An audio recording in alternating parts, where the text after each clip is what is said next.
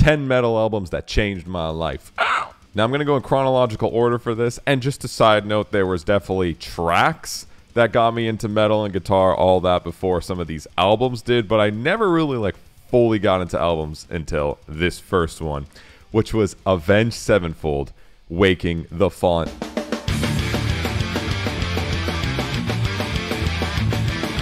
And look, I get Avenged Sevenfold. They always get the cred of being, you know, the Chad core drink monster, your name's Kyle band. Bro, Waking the Fallen, just that crushes. That is a metalcore goated album to me. I mean, first track listening on it, I remember my cousin putting on Unholy Confessions. And funny enough, I was scared of screaming at this point. I was like, oh my God, I was like 7, 8 maybe, around then. I was terrified of screaming, but I just loved that riff. So then I just got into that riff while I was getting same time into guitar, and then also just discovering some of the rest of the album. Chapter 4, Reminiscence, and then I Won't See You Tonight, Part 1, which to this day is one of the most beautiful metal ballad songs I've ever heard in my life. Next up, ALEXISONFIRE, Watch Out.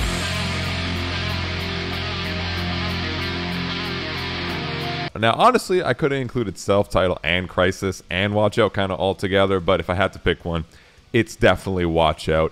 I mean, just even the start of that album with the song Accidents, man. You hear that like, again, very riff-orientated, as well as, you know, songs like It Was Fear That Made Me Odd, or something like that about fear and odd, and that were like these ambient beings, which I never really heard until that point in my life. Like they're so good with soundscapes, with reverbs and ambient guitar work. Next, Under Oath, the album we all know. They're Only Chasing Safety.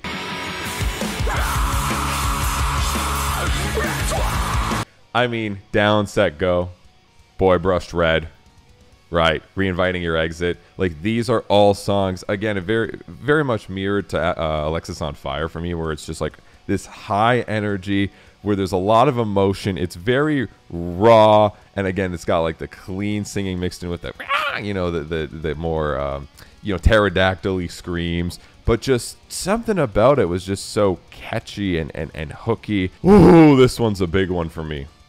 As I Lay Dying, Shadows Are Security.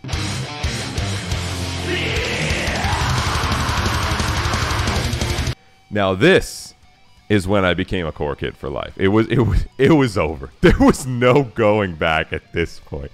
As soon as I heard my bro throw on Some Meaning in Tragedy and Through Struggle,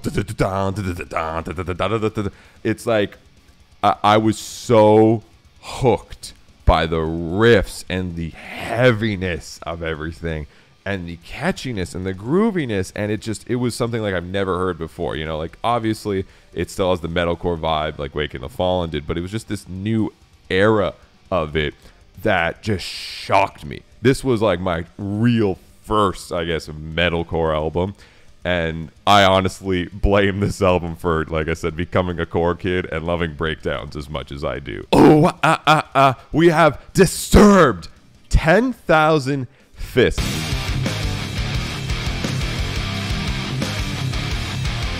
Now look, again, I know Disturbed gets a rap in the metal community because their last albums were not as disturbing. Let's maybe say that. But 10,000 Fists. Oh my God. I just remember hearing Stricken for the first time in my life. That main riff. To this day, that is my, like, if I had to do a top 10 riffs ever made, that is easy top 10 riffs for me ever created, is Stricken. And then just, again, even just 10,000 Fists itself and a bunch of the other just weird, fun, wacky tracks on there. You know, some of it was very like progressive with like this weird rock vibe to it, but it was all like riff focused. And of course, David Draymond coming in and kinging with his voice, which even though he didn't scream, he had this grit to it, which was just so commanding, and it just encapsulated you and just got your attention. That I just put that stuff on repeat nonstop when playing WoW all day, and it's all those songs are just stuck in my brain forever. I love that album. The Poison from Bullet for My Valentine.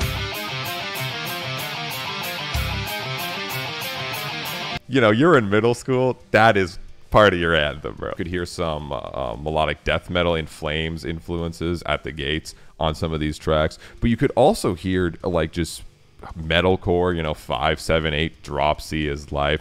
And then of course just these emo, you know, lyrics with these soaring big choruses and, you know, these shreddy solos. Just honestly everything I love again about metalcore, but in this more mainstream package, which I mean, Hand of Blood, bro. Need for Speed Most Wanted. I remember putting that game on, hearing that song for the first time. It was done. It was done. Now, you could probably tell I was into quite a bit of metalcore at this time, and you can't talk about metalcore without talking about All That Remains, The Fall of Ideals.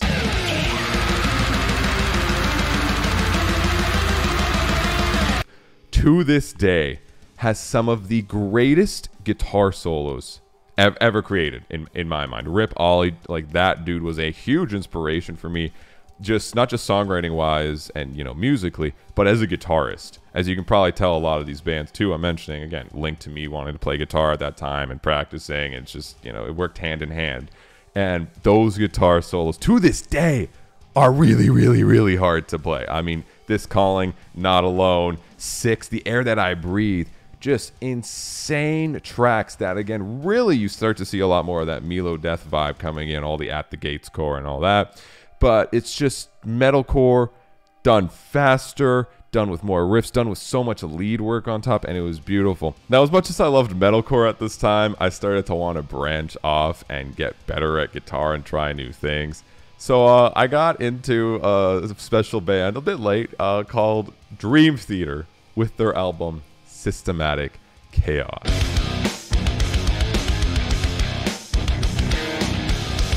Now, the first thing I heard that really intrigued me from Dream Theater was the Dark Eternal Night. You know what I mean? Just watching that YouTube video and seeing how crazy it was, because it was so heavy, but it was proggy.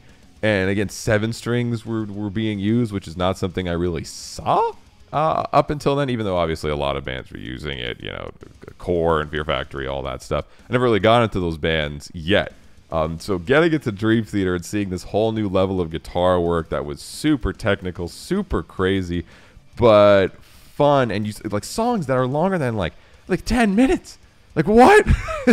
That blew my mind as a kid, but I would listen to it and I would just, you know, Constant Motion, Forsake, and Dark Eternal Night, like songs like these, just like, I don't know, it just brought me into this soundscape of how you can be more progressive, but you don't have to be as crazy heavy, but you can still be heavy. Periphery II.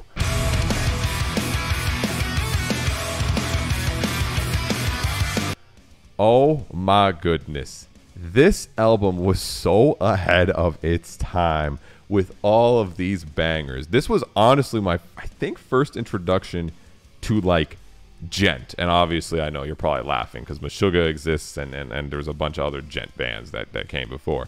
But Periphery, listening to things like Destroy, what was it? Make Total Destroy, you know, Scarlet, Mile Zero, like, it was so cool listening to these genty, chunky, low-tuned riffs, but also understanding like what a polymeter is, what polyrhythms are, and just the idea of groove. I was so addicted to that. And then plus like all the atmosphere production stuff, like the electronic little parts, and as well as just the Axe Effects core, I guess you could say, with all the ambient tones.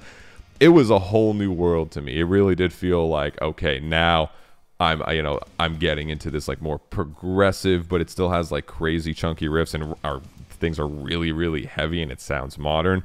I love this album. The next really big album that kind of changed my whole life has to be NORTHLANE, Singularity.